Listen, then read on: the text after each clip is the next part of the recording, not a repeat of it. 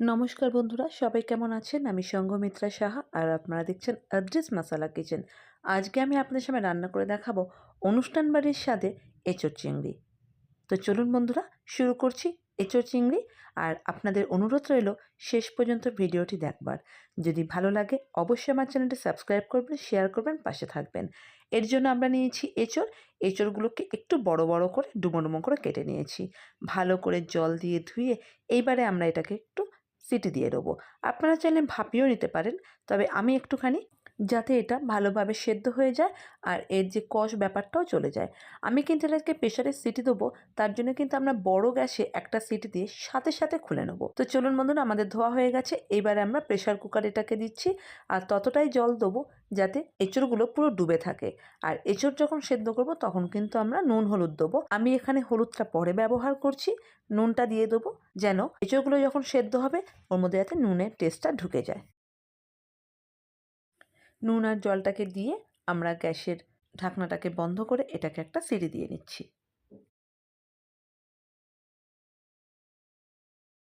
তো দেখুন বন্ধুরা, আমাদের প্রেসারে কিন্তু সিটি এসে গেছে। এইবারে আমরা এই গ্যাসের আঁচটাকে বন্ধ করে দেবো, দিয়ে আমরা এটাকে ঠান্ডা করে নিচ্ছি। যতক্ষণে ঠান্ডা হচ্ছে ততক্ষণের জন্য আমরা এর অন্যান্য উপকরণগুলোকে নিয়ে নিচ্ছি।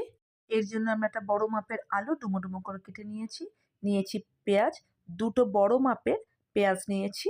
পেঁয়াজের পরিমাণটা কিন্তু একটু বেশি লাগবে। নিয়েছি চিংড়ি মাছ, ছোট ছোট চিংড়ি, ভালোভাবে পরিষ্কার করে এটাকে রেখেছি। এর মধ্যে আপনারা চাইলে নুন হলুদও মেখে রাখতে পারেন। এবারে চলুন, আমরা এটা রান্নাটা কিন্তু পুরোপুরি সর্ষের তেলে করব। তো কড়াইতে আমরা সর্ষের তেল দিয়েছি। তেলটাকে খুব ভালো করে গরম করে নেব। তারপরে আমরা এর মধ্যে দিয়ে দেবো আলুগুলোকে। আলুগুলোকে কিন্তু একটু লালচে করে ভেজে তুলব, যাতে পরে যখন আমরা ঝোলে দেবো তখন কিন্তু খুব বেশি যাতে সেদ্ধ করতে না হয়। আর আলুটা যদি খুব কড়া করে না ভাজেন তাহলে কিন্তু টেস্টটাও ভালো লাগে না।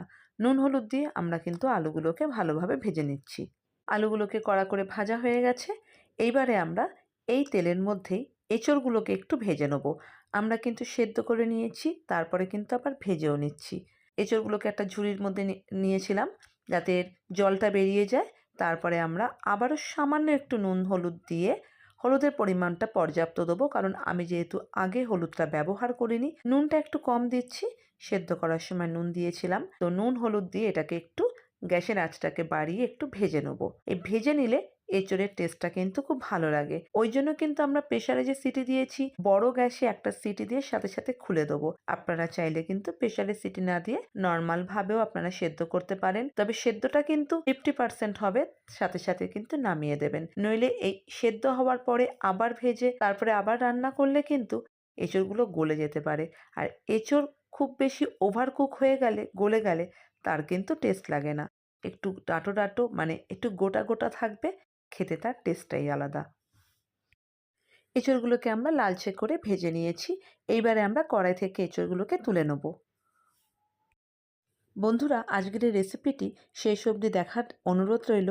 আর ভালো লাগলে অবশ্যই কিন্তু আমাকে কমেন্টস লিখে জানাতে একদমই ভুল করবেন না। এঁচড়গুলোকে বেশ লালচে করে ভেজে তুলে নিয়েছি। এইবারে আমরা ওই কড়াইয়ের মধ্যে আবারও খানিকটা সর্ষের তেল দেবো, দিয়ে চিংড়ি মাছগুলোকে ভেজে নেব। আমরা কিন্তু চিংড়ি মাছে আগে থেকে নুন হলুদ মাখিয়ে নিইনি, আপনারা চাইলে আগে থেকে মেখেও রাখতে পারেন। আমি আগে থেকে মাখাইনি, তার কারণ হচ্ছে মাছে, চিংড়ি মাছে বিশেষ করে নুন বসার কোনো সেরকম প্রয়োজনীয়তা নেই। যেহেতু ছোট মাছ, নরম মাছ, তাড়াতাড়ি নুনটা বসে যায়। এই জন্য আমরা ফ্রাই করার সময়তেই নুন হলুদটা দিয়ে দিলাম। দিয়ে বেশ লালচে করে আমরা এটাকে একটু ভেজে নেব। চিংড়ি মাছগুলোকে একটু কড়া করে না ভাজলে সেন্টটা কিন্তু ভালো লাগে না। তাই আমি কিন্তু এখানে চিংড়ি মাছগুলোকে একটু লালচে করে ভেজে তুলব। তো দেখুন বন্ধুরা, আমাদের চিংড়ি মাছ কিন্তু ভাজা হয়ে গেছে। চিংড়ি মাছ থেকে একদম তেল বেরিয়ে এসছে। এবারে আমরা চিংড়ি মাছগুলোকে তুলে নিচ্ছি। আর এই তেলের মধ্যে আমরা দিয়ে দেবো জিরে, সাদা জিরে, তেজপাতা আর শুকনো লঙ্কা ফোড়নে দেবো। ফোড়নটা যখন একটু পুড়ে উঠবে তারপরে আমরা এর মধ্যে দিয়ে দেবো আগে থেকে কেটে রাখা পেঁয়াজ কুচিটাকে। আপনারা চাইলে এখানে পেঁয়াজ বাটাও ব্যবহার করতে পারেন। অনুষ্ঠান বাড়িতে কিন্তু পেঁয়াজ রসুন দিয়ে রান্না করে। আর আমরা ঘরোয়াভাবে যদি করি তাহলে কিন্তু পেঁয়াজ রসুনটা আপনারা স্কিপও করতে পারেন। অনুষ্ঠান বাড়ির মতন যদি খেতে হয় তাহলে কিন্তু অবশ্যই এই পেঁয়াজ রসুনটা ব্যবহার করবেন। বাড়িতে বসে খেলেও মনে হবে আপনি যেন অনুষ্ঠান বাড়িতে বসে খাচ্ছেন। এতটাই সুস্বাদু হয় খেতে। তো পেঁয়াজটাকে দিয়ে আমি একটুখানি মজিয়ে নিচ্ছি পেঁয়াজটা, মানে হালকা লালচে করব, খুব বেশি যাতে পুড়ে না যায়। পেঁয়াজটা যখন একটু মজে আসবে, মানে একটু নরম হয়ে যাবে, তারপরে আমরা এর মধ্যে দিয়ে দেবো বেটে রাখা আদা রসুন। আদা রসুনের পেস্ট আমরা এখানে ব্যবহার করছি।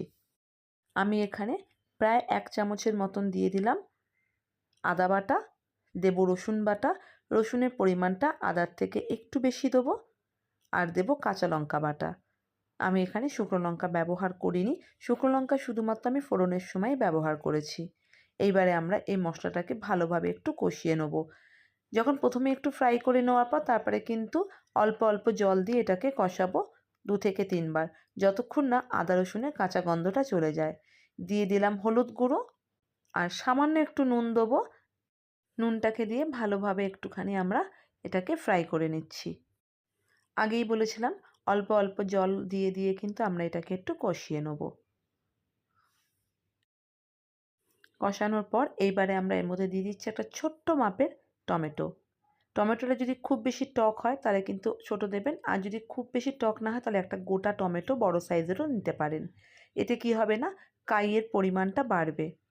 তো আমি টমেটোটাকে ছোট ছোট করে কেটে নিয়ে একটু ফ্রাই করে নিয়েছি মশলার সাথে, তারপরে অল্প একটু জল দিয়ে এটাকে একটুখানি কষিয়ে নিচ্ছি যাতে টমেটোটা একটু গলা গলা হয়ে যায়। এইবারে টমেটো যখন গলে যাবে তারপরে আমরা দিলাম জিরের গুঁড়ো। আপনারা চাইলে কিন্তু জিরে বাটাও ব্যবহার করতে পারেন। আমি এখানে জিরের গুঁড়ো ব্যবহার করলাম, প্রায় 2 টেবিল চামচের মতন জিরে গুঁড়ো দিলাম। দিয়ে জিরে গুঁড়ো দেওয়ার পর কিন্তু খুব বেশি কষাবেন না। জিরে বাটা দিলে আপনাদের কষাতে হবে বেশ খানিকক্ষণ সময় ধরে, যতক্ষণ না মশলা থেকে তেল ছেড়ে আসে। যেহেতু আমরা এখানে জিরের গুঁড়োটা ব্যবহার করেছি, 1 থেকে 2 মিনিট একটু কষিয়ে নিয়ে তারপরে আমরা এর মধ্যে দিয়ে দিলাম হাফ গ্লাসের মতন জল।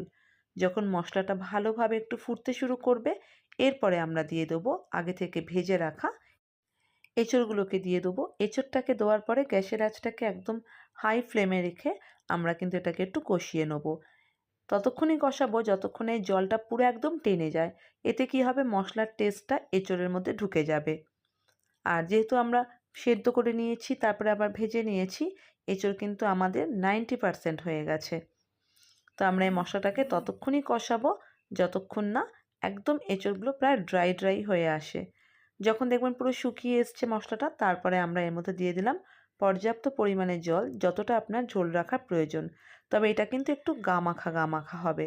আমি প্রায় 2 গ্লাসের মতন জল দেওয়ার পর যখন ভালোভাবে ফুটতে শুরু করবে, এর মধ্যে তখন দিয়ে দেবো আগে থেকে ভেজে রাখা আলু আর চিংড়ি মাছটাকে। আলু আর চিংড়ি মাছ দেওয়ার পরে ভালোভাবে এটাকে ফুটতে দেবো। দেওয়ার পরে আমরা গ্যাসের আঁচটাকে মিডিয়াম করে রেখে দেবো 5 থেকে 7 মিনিটের জন্য। যখন ভালোভাবে ফুটতে শুরু করবে, এইবারে আমরা এর মধ্যে দিয়ে দেবো সামান্য আরেকটু নুন, কারণ আমরা কিন্তু প্রথম থেকে নুনের পরিমাণটা খুব অল্প অল্প দিয়েছি। আর আমার মনে হয়েছে আর একটু নুনের দরকার, তাই জন্য যেই ফুটতে শুরু করেছে সামান্য একটুখানি নুন দিলাম। নুন দেওয়ার পরে এইবারে আমরা গ্যাসের আঁচটাকে কমিয়ে রেখে দেবো, একদম কম না, মিডিয়াম করে রাখবো। এবার আমরা এর মধ্যে দিয়ে দিলাম 1 চামচ মিষ্টি। মিষ্টিটা দিলে এর টেস্টটা খুব ভালো লাগে, তবে এটা কিন্তু ঝাল ঝালই হবে। একটু মিষ্টিটা দেওয়ার কারণ হচ্ছে পাঞ্ছা ব্যাপারটা থাকবে না। ভালোভাবে যখন ফুটতে শুরু করবে, আগেও বলেছি গ্যাসের আঁচটাকে কমিয়ে রেখে দেবো 5 থেকে 7 মিনিট। ব্যাস, তারপরে আমরা গরম মশলা দিয়ে এঁচোড় চিংড়িটাকে নামিয়ে নেবো। আমাদের তৈরি অনুষ্ঠান বাড়ির মতন এঁচোড় চিংড়ি। তো দেখুন বন্ধুরা, খুব ভালোভাবেই কিন্তু ফুটছে এঁচোড় চিংড়িটা আমাদের। যখন নামাবো তখন কিন্তু অবশ্যই গরম মশলাটা দিতে হবে। আমরা প্রায় 1 চামচের মতন গরম মশলা দিয়েছি। বন্ধুরা, আমাদের কিন্তু অনুষ্ঠান বাড়ির এঁচোড় চিংড়ি একদম তৈরি পরিবেশন করার জন্য। রেসিপিটি ভালো লাগলে অবশ্যই আমার চ্যানেলটি সাবস্ক্রাইব করবেন। সবাই ভালো থাকবেন, সুস্থ থাকবেন। আবারও দেখা হবে নতুন কোনো রেসিপির সাথে। নমস্কার।